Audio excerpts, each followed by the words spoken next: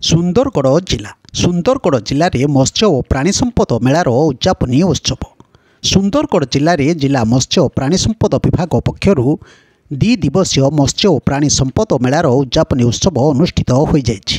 ଏହି କାର୍ଯ୍ୟକ୍ରମରେ ସୁନ୍ଦରଗଡ଼ ଜିଲ୍ଲା ଏସ୍ପି ପ୍ରତ୍ୟୁଷ ଦିବାକର ମୁଖ୍ୟ ଅତିଥି ଭାବେ ଯୋଗ ଦେଇଥିଲେ। ଏଥିସହିତ ଶ୍ରୀମତୀ ସୁଷମା ବିଲୁଙ୍ଗ ମୁଖ୍ୟ ନିର୍ବାହୀ ଅଧିକାରୀ ଜିଲ୍ଲା ଖଣିଜ ପ୍ରତିଷ୍ଠାନ ଓ ଶ୍ରୀଯୁକ୍ତ ପ୍ରଦୀପ କୁମାର ତିର୍କି ଉପନିର୍ଦ୍ଦେଶକ ଯୋଜନା ବିଭାଗ, Umakant Das deputy registrar cooperative society, ପୂର୍ବତନ ଜିଲ୍ଲା ମୁଖ୍ୟ ପ୍ରାଣୀ ଚିକିତ୍ସକ ଡକ୍ଟର ବସନ୍ତ କୁମାର ଧଳ, ଜିଲ୍ଲା ମୁଖ୍ୟ ପ୍ରାଣୀ ଚିକିତ୍ସା ଅଧିକାରୀ ଡାକ୍ତର ଉମାକାନ୍ତ ସାହୁ ଏବଂ ଜିଲ୍ଲା ମତ୍ସ୍ୟ ଅଧିକାରୀ ଶ୍ରୀ ଅରୁଣ କୁମାର ସାହୁ ପ୍ରମୁଖ ଅତିଥି ଭାବେ ଯୋଗ ଦେଇଥିଲେ।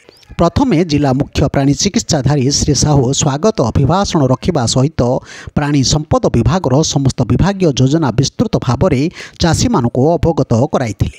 ଆଗାମୀ 5 ବର୍ଷରେ ଦୁଗ୍ଧ ଉତ୍ପାଦନକୁ ଦ୍ୱିଗୁଣିତ କରିବାକୁ ଲକ୍ଷ୍ୟକୁ ପୂରଣ କରିବା ପାଇଁ ଚାଷୀମାନଙ୍କୁ ସେ ପ୍ରୋତ୍ସାହିତ କରିଥିଲେ।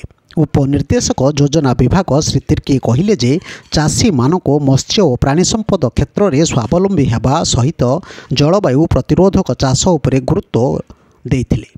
ଡେପୁଟି ରେଜିଷ୍ଟ୍ରାର ଶ୍ରୀ ଦାସ ଜିଲ୍ଲାରେ ଦୁଗ୍ଧଜାତ ପଦାର୍ଥର ଅଧିକ ଉତ୍ପାଦନ ନିମନ୍ତେ ଚାଷୀମାନଙ୍କୁ ପ୍ରେରଣା ଦେଇଥିଲେ ଓ ଏଥିସହିତ ଏକ ପୁଷ୍ଟିସାରଜାତ ଖାଦ୍ୟ ହିସାବରେ ମାଛର ଗୁରୁତ୍ୱ ଉପରେ ସେ ଆଲୋକପାତ କରିଥିଲେ। ଶ୍ରୀମତୀ ସୁଷମା ବିଲୁଙ୍ଗ କହିଲେ ଯେ ନାରୀ ସଶକ୍ତିକରଣ ଏବଂ ସଶକ୍ତ ନାରୀ ପାଇଁ ମତ୍ସ୍ୟ ଓ ପ୍ରାଣୀ ଚାଷର ଭୂମିକା ସମ୍ପର୍କରେ ସେ ବର୍ଣ୍ଣନା କରିବା ସହିତ ନିଯୁକ୍ତି ସୃଷ୍ଟି କ୍ଷେତ୍ରରେ ମତ୍ସ୍ୟ ଚାଷର ଉଲ୍ଲେଖନୀୟ ଅବଦାନ ସମ୍ପର୍କରେ ଚାଷୀମାନଙ୍କୁ ଅବଗତ କରାଇଥିଲେ।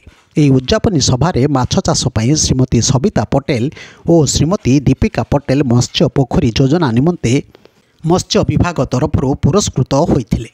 ସେହିପରି କୋତ୍ରା ବ୍ଲକର ଶ୍ରୀ ଶଙ୍କର ପ୍ରସାଦ ଟପ ଓ ଶ୍ରୀ ପୂର୍ଣ୍ଣଚନ୍ଦ୍ର ମହନ୍ତ ଲହୁଣୀପଡ଼ା ବ୍ଲକରୁ ସଫଳ ଚାଷୀ ଭାବେ ପୁରସ୍କୃତ ହୋଇଥିଲେ। ସେହିଭଳି ମତ୍ସ୍ୟ ବିଭାଗ ତରଫରୁ ଆମ୍ବେଦକର ମହାନନ୍ଦଙ୍କୁ ଶ୍ରେଷ୍ଠ ସହକାରୀ ମତ୍ସ୍ୟ ଅଧିକାରୀ ରୂପେ ସମ୍ମାନିତ କରାଯାଇଥିଲା। ଏହାପରେ ଏକ ସାଂସ୍କୃତିକ କାର୍ଯ୍ୟକ୍ରମ ସ୍ଥାନୀୟ ଲୋକନୃତ୍ୟ ଗ୍ରୁପ ଦ୍ୱାରା ପରିବେଷଣ କରାଯାଇଥିଲା।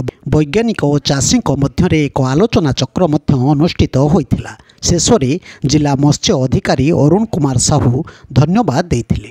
ବ୍ୟୁରୋ ନ୍ୟୁଜ୍ ଓଡ଼ିଶା କଥା ୟୁଟ୍ୟୁବ୍ ଚ୍ୟାନେଲଟିକୁ ଆପଣମାନେ ଦେଖୁଛନ୍ତି।